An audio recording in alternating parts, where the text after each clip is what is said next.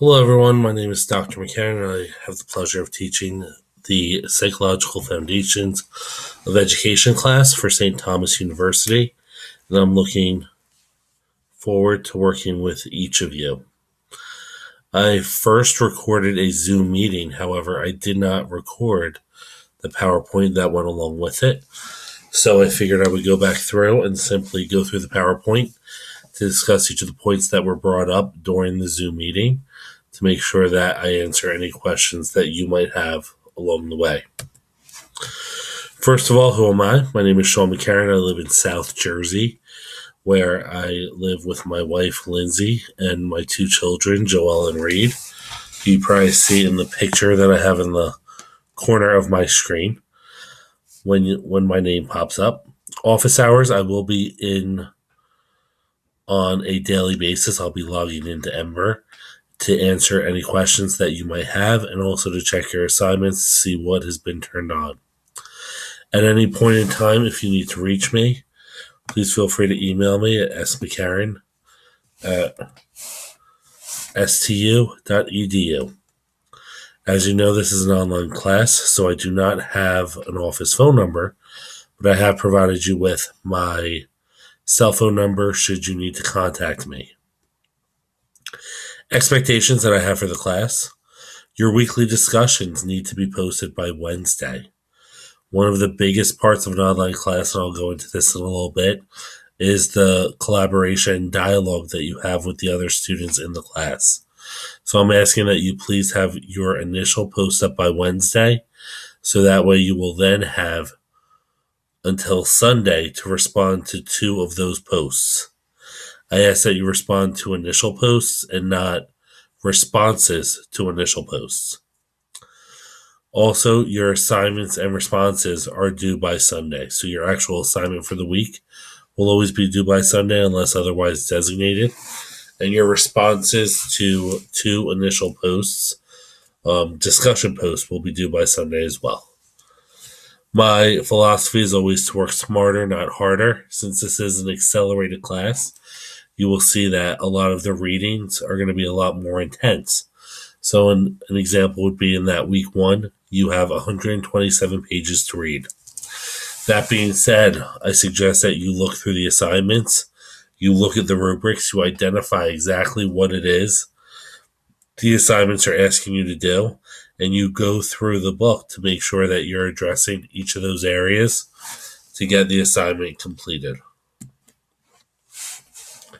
As I stated, weekly initial posts must be made by Wednesday at 11:59.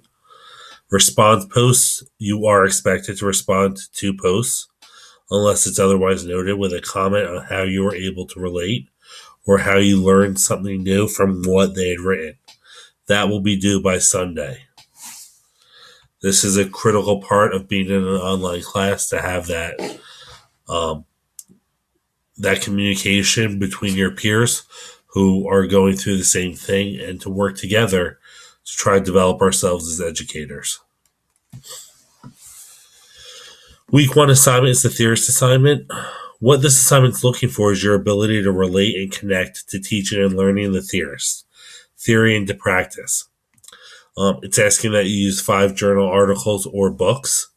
Please make sure that you're using the APA manual when you are responding.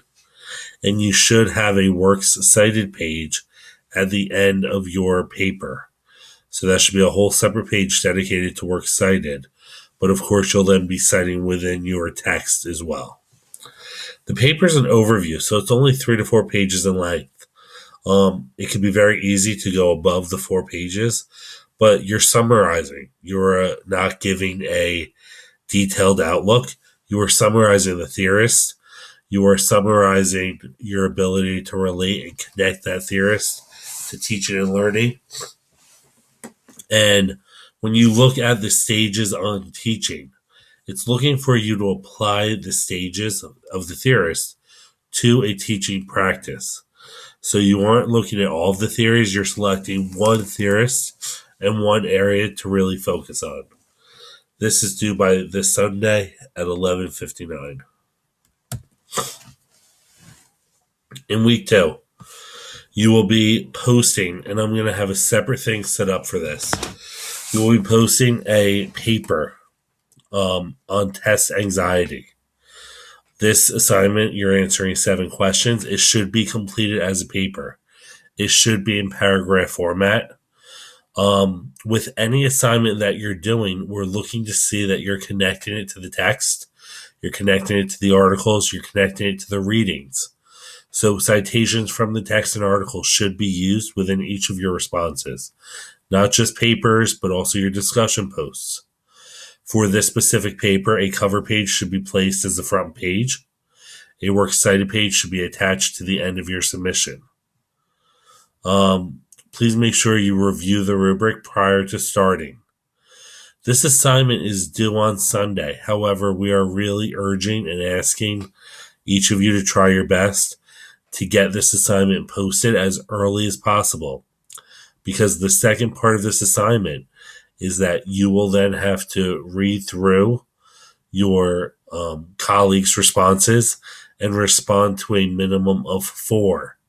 And in the rubric, it's stated as substantially responding. So if you can get this in by Sunday, so that way all of your responses could be in by Sunday, we would all really like to not extend this out any further than it has to be.